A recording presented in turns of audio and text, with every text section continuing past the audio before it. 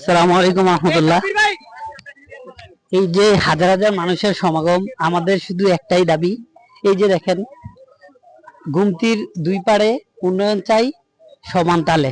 আমাদের আঙ্কেল অনেক দূর থেকে আসছে, সুদূর পূর্ণবতী থেকে। আঙ্কেল, কিসের জন্য আসছেন যদি একটু বলতেন? মানে আজকে আপনাদের চাহিদাটা কি? আসসালামু আলাইকুম রহমতুল্লাহ।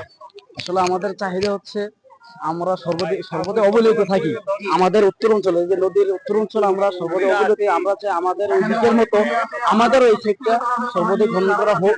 যে আমরা যে অবহেলিত, আমাদের মাঙ্গন, আমাদের ক্ষতিগ্রস্ত হইতেছে, ক্ষতিগ্রস্ত হইতেছি, কিলে বলতেছি এগুলো থেকে আমরা সামনে দিকে যা না হয়, আমরা সামনে দিকে এই সম্মুখীন না হইতে হয়, এই দিক দিয়ে আমরা এই প্রত্যাশা নিয়ে আজকে আসছি যে আমাদের কাজটা সম্পূর্ণ হয়। যেই দিকে দক্ষিণ পার হচ্ছে, উত্তর পার হোক, ওই সাইড হোক, দেখা যাচ্ছে কাজ করতেছে কোন সাইড, দক্ষিণ সাইড।